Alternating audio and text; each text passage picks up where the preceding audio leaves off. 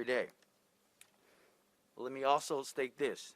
While this may not and never will be overnight work, we must work tirelessly to build neighborhoods where the public health of our residents come first, and where the next generation of children can grow and thrive. If we want to reduce crime and violence and actually sustain these reductions over time, then we need a comprehensive, coordinated approach. As council president, I passed a law requiring the mayor to develop and implement a coordinated public safety strategy.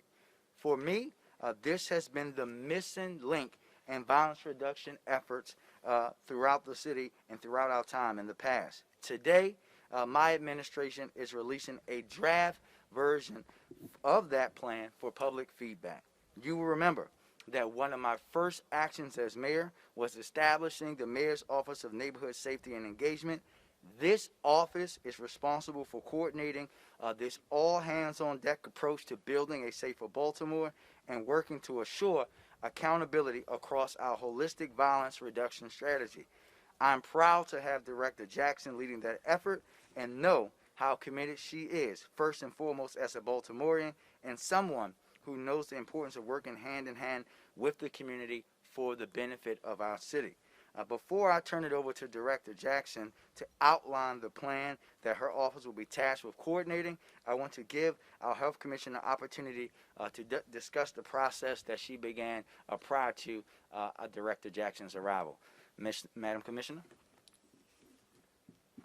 Good afternoon, and thank you, Mayor Scott, for your bold leadership in centering public health into a holistic violence reduction framework for Baltimore City.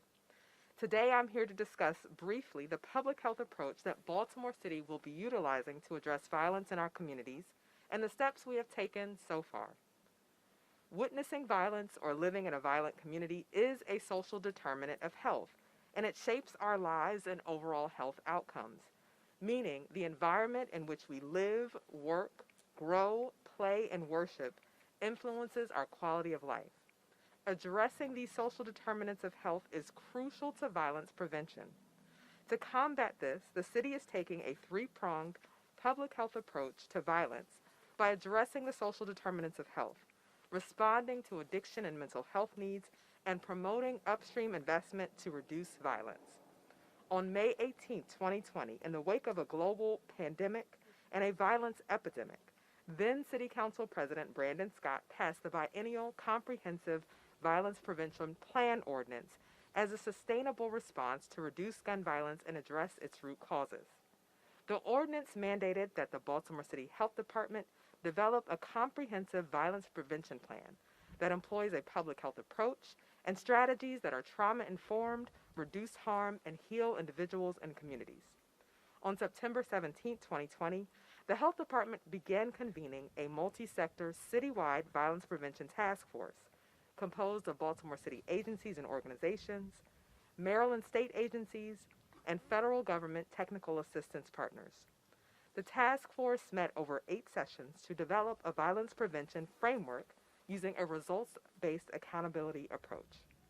During the first 4 sessions, the task force selected results, identified indicators, and began a turn-the-curve process, starting with the root cause analysis. The 4 results chosen were for people who live, work, and visit Baltimore City to have equitable life opportunities, equitable life expectancy, that they be safe and are thriving. Recognizing the importance of involving the community in the planning process, the Johns Hopkins Urban Health Institute and the Mayor's Office of Performance Innovation were enlisted to support the drafting of a community engagement strategy for public comment on the framework. On November 12, 2020, the Health Department presented 4 desired results with corresponding indicators.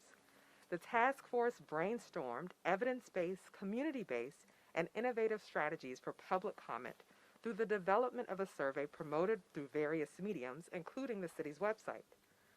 While the citywide violence prevention framework was undergoing public comment, on December 23, 2020, Mayor Scott established the Mayor's Office of Neighborhood Safety and Engagement and charged that office with leading citywide efforts in addressing crisis levels of gun violence today, while also addressing broader social determinants of health for a safer and more equitable Baltimore tomorrow. On January 8, 2021, the Mayor's Office of Neighborhood Safety and Engagement, or MONSE, began working with the Health Department and a range of partners to develop the strategic plan here today that reflected key recommendations from the Mayor's Public Health and Safety Transition Committee, complemented the Baltimore Police Department's Crime Reduction and Departmental Transformation Plan, and aligned with the framework developed by the Citywide Violence Prevention Task Force. MONSE's plan reflects the agency's lead role in fulfilling the framework's results to make Baltimore safer by addressing gun violence, while also leading community engagement, interagency coordination, evaluation, and accountability for addressing the broader social determinants of health. In the coming months, MONSE will engage community members, city agencies, and a variety of stakeholders to co-produce the city's operational plan for public safety, focus on the prevention of violence and the promotion of healing through an equity-based, healing-centered, and trauma-informed approach. Building on the initial framework, focus on all who live, work, and play in Baltimore, MONSE will expand the task force membership to include youth, the business community, community-based organizations, and other stakeholders. The Baltimore City Health Department remains steady in our support of MONSE, BPD, and other city agencies to incorporate public health recommendations into the city's overall violence reduction plan. Thank you.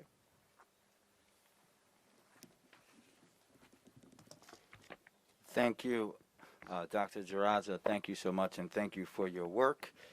We have been joined by Councilman Mark Conway, the chair of the Council's Public Safety Committee, and Brittany Lewis from the Council President's Office, and also Deputy Mayor for Public Safety, Sonny Schnitzer. We will now turn it over to Director Jackson.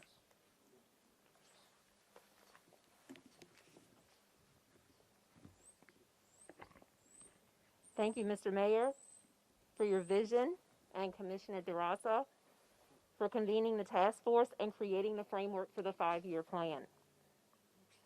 And I can't begin without thanking our Cherry Hill Safe Street Site Director, Elgin Maith, also known as Juice, for hosting us today.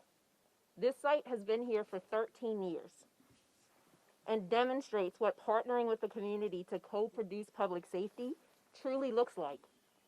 Not only has this site gone 365 days without a homicide, twice, it also hasn't had a shooting or a homicide in this post since June 23rd, 2020, proving that it is possible for us to end gun violence in our city. Many thanks to Juice, his team, community partners, and Family Health Center for continuing to do this work. Now let's talk about the plan. Past public safety practices have failed to yield long-term results for Baltimore. As a city, we have not kept our community safe from violence and harm. We are sorry. Let me say that again. We are sorry. And we are explicitly breaking from past practices to reimagine new ways to reduce violence and ensure public safety. Doing what we've been doing is no longer an option. One life lost in our city is one too many. One person not able to live a high-quality life is one too many. The Mayor's Office of Neighborhood Safety and Engagement, or MONSE, as we call it, has drafted a plan based on our review of BPD's crime plan, the Mayor's public safety priorities, the Health Department's violence prevention framework, and most importantly, community voices, as shared through the Mayor's Public Health and Safety Transition Committee recommendations. Like many plans before it, our plan is data and research-driven and results-oriented. But we didn't stop there. My teammates and I sought to create a plan that is equity-based, healing-centered, trauma-informed. We understand that real justice is about more than punishment. It's also about restoration, about renewal, about healing. The plan is partnership-based and rooted in trust through transparency. The plan leverages prevention, intervention, enforcement, reentry, and rehabilitation strategies and methodologies within its 3 pillars. The first pillar is leveraging a public health approach to violence. Within this pillar sits gun violence prevention, victim services, youth justice, community healing, and reentry. Let's not mince any words. Violence is a public health issue. Gun violence is a public health crisis that disproportionately impacts Black neighborhoods in Baltimore City. Co-creating the healing of neighborhoods with community members, city agencies, and organizations is the city's way forward. You all have heard the mayor talk about the Group Violence Reduction Strategy, or GVRS. Our partners at the state's attorney's office, BPD, state and federal level, have been doing the groundwork associated with this strategy for about a year now. We are grateful to them, and we look forward to deepening our partnership. This strategy relies heavily on strong collaboration between community members, support and outreach providers, and law enforcement to directly engage with folks who are at the highest risk of being a shooter or being shot, to not just keep them safe, but to provide opportunities for a high quality of life. The work of gun violence prevention also means that we need to make investments in our Safe Streets program to strengthen and support it. Along with our partners, we'll be working to provide safety and supports to survivors of crime, implementing pre-arrest diversion programming for our young people, and standing up a reentry council. Addressing broader social determinants of health have a direct impact on acts of violence committed in neighborhoods. Entire communities have been treated as dangerous. Instead of resorting to over-policing neighborhoods that have experienced disproportionate amounts of trauma, addressing the root causes of violent acts creates opportunities for neighborhoods to heal. The second pillar is community engagement and interagency collaboration.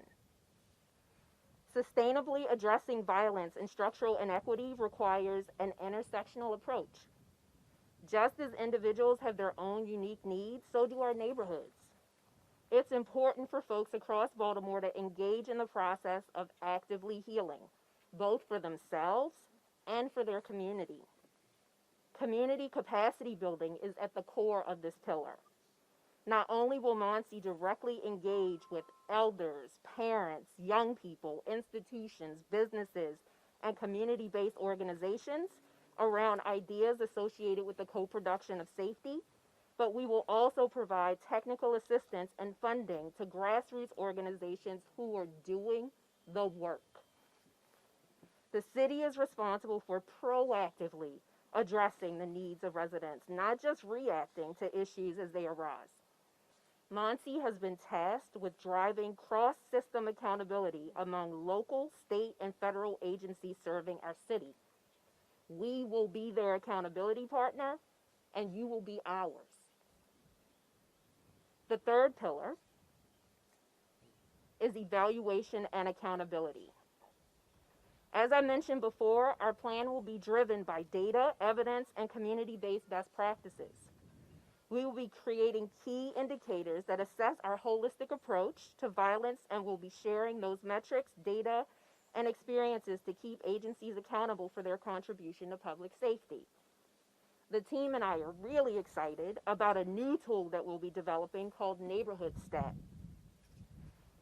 We know that safety looks and feels differently to our neighbors who live in Morrill Park than those who live in Darley Park, than those who live in Roland Park. Neighborhood Stat will be a way for us to understand each neighborhood's current situation, including their assets or assets that are needed for improvements to public safety. The MONSE plan is comprehensively concise as it outlines our strategy and not the detailed tactics that will be deployed when implementing the strategy. The operational plan cannot be created without a shared vision of what Baltimore looks like when our work is finished. I share that as a precursor for what's next. Your feedback. Feedback can be provided in multiple ways, either directly on our website at monse.baltimorecity.gov or via Facebook sessions that will be scheduled where folks will hear about the plan and then have breakout room discussions about components of the plan. We'll also be scheduling time with partner agencies, neighborhood associations, businesses, and more to workshop the plan. I'll close by saying this. We need everyone, the whole weight of Baltimore City, from public agencies to community partners to institutions to businesses, to take a look at the draft plan and provide your feedback. We cannot do this without you. We don't want to do it without you. We're asking every Baltimorean to join us as partners in co-producing public safety. Thank you.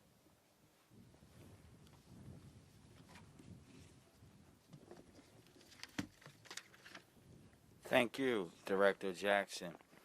This draft comprehensive public safety plan recognizes that violence is a public health issue, one that must be addressed through community engagement and collaboration between agencies. And I just want to reiterate, we want to hear from you. To provide your feedback, please go to monse.baltimorecity.gov. And additionally, in the coming weeks, this plan will be before the City Council and Councilman Conway's committee. Deep challenges require creative, coordinated solutions. We are not going to solve this problem by doing the same things that we have done for at least the 36 years, almost 37 years that I've been taking breath. I know that Baltimore can embody what it means to treat violence as a public health epidemic. I look forward to working with everyone standing here with me today and everyone watching this press conference and will see the video or read a story in a newspaper to implement this plan and truly work towards building public safety in Baltimore. And at this time, we will take a few questions. First, Barry, Alexa. Alexa beat you, Barry. Hello. Forgive me because I walked up a little bit late, but when do you hope or expect to see some results as a result of this plan? So, Alexa, again, I know you did miss this. Again, we talk about this plan, right? And this is the framework of that plan. But the most important part of that, you cannot go out and implement something for people without their input. And the most important part of this plan is starting to take effect after today.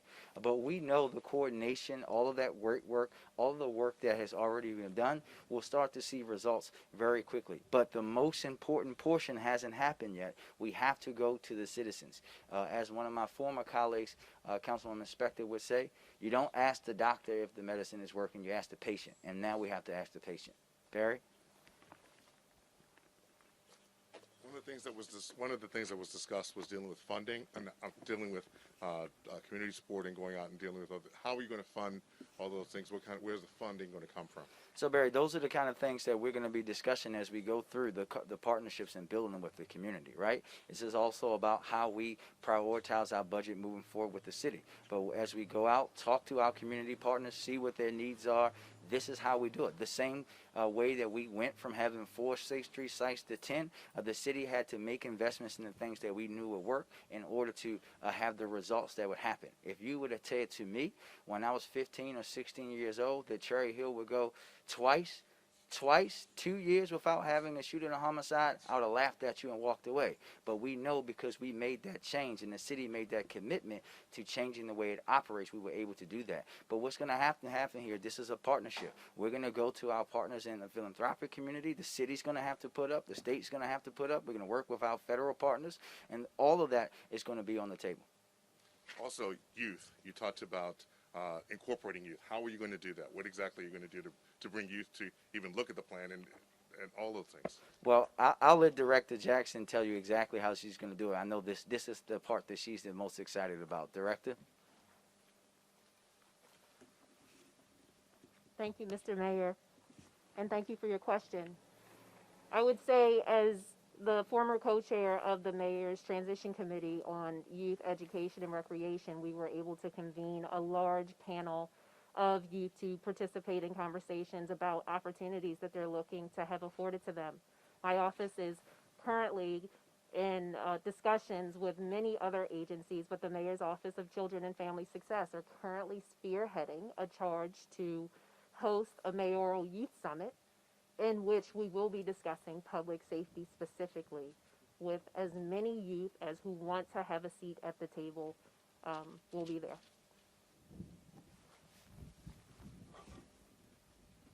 Dave? This one is for Jackson. Can you just describe a little more about the neighborhood stat and how that plans to take form? Because you said it's very specific to this plan. Actually, I'll take that, Dave. This is something that we've talked about even throughout my campaign. We know that I have restarted City Stat. We have Police Stat. We have Clean Stat. We have all these stats.